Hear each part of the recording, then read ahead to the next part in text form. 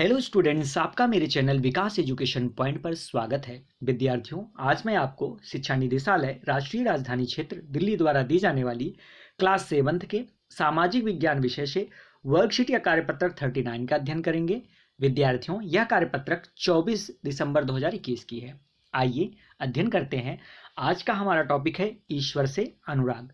विद्यार्थियों, चलो पढ़ते हैं, समझते हैं और दिए गए प्रश्नों के उत्तर लिखते हैं। प्रिय बच्चों, पिछले कार्यपत्रक में हमने कई संतों के बारे में पढ़ा था। अब हम बाबा गुरु नानक और उनके द्वारा स्थापित धर्म या सिख धर्म के बारे में जानेंगे। बाबा गुरु नानक सिख धर्म के संस्थापक और सिखों के पहले गुरु थे।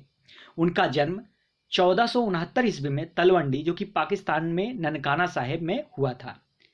उन्होंने एक ईश्वर की उपासना के महत्व पर जोर दिया।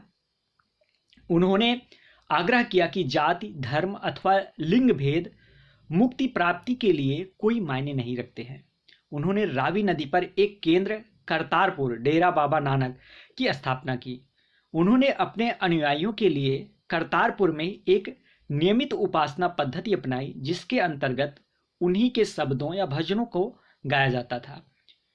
उनके अनुयायी अपने अपने पहले धर्म या जाति अथवा लिंग भेद को नजरअंदाज करके एक सांझी रसोई में इकट्ठे खाते पीते थे। इसे लंगर कहा जाता था। विद्यार्थियों,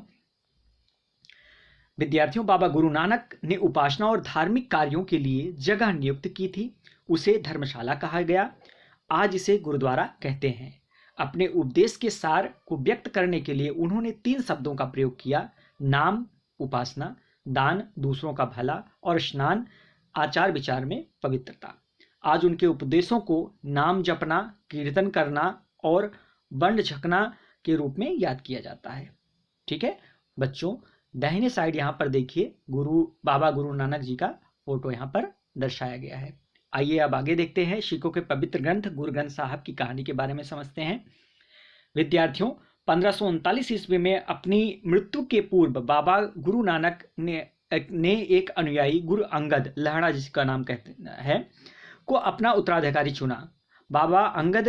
गुरु अंगद ने बाबा गुरु नानक की रचनाओं का संग्रह किया और उस संग्रह में अपनी कृतियां भी जोड़ दी। संग्रह कई लिपि गुरुमुखी में लिखी गई। गुरु अंगद 3 उत्तराधिकारियों ने भी अपनी रचनाएं नानक के नाम से लिखी। इन सभी का संग्रह गुरु अर्जन ने 1604 ईस्वी में किया।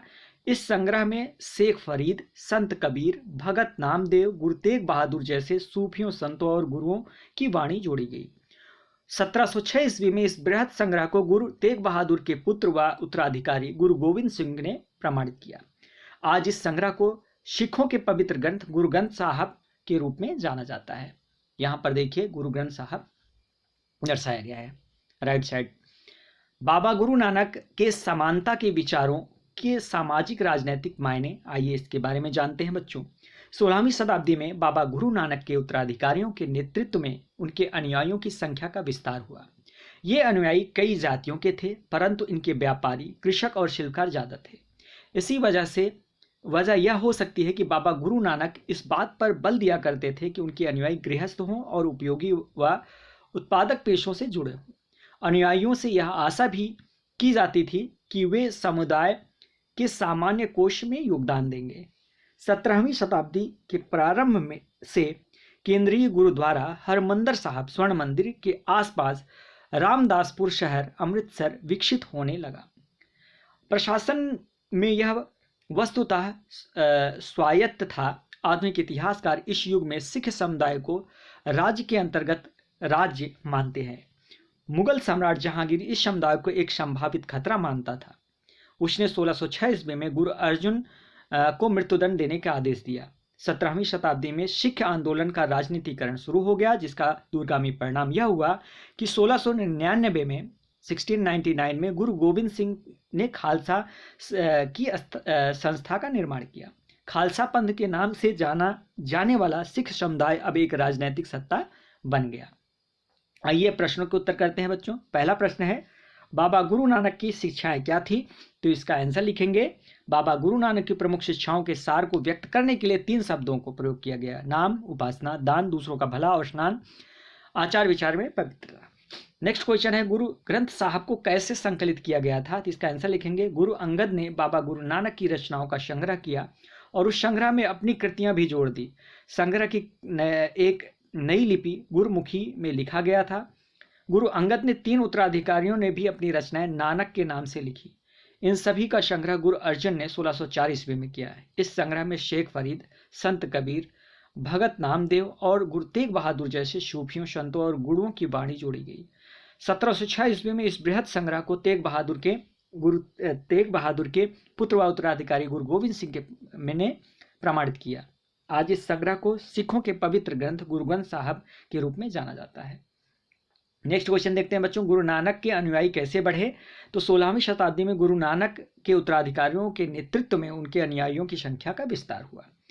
नेक्स्ट क्वेश्चन है बच्चों, खालसा पंथ राजनीतिक सत्ता कैसे बना? तो इसका आंसर लिखेंगे, 17वीं शताब्दी में सिख आंदोलन का राजनीतिकरण शुरू हो गया, जिसका दूरगामी परिणाम यह हुआ कि 1699 में या 1699 में गुरु गोविंद सिंह ने खालसा की संस्था का निर्माण किया।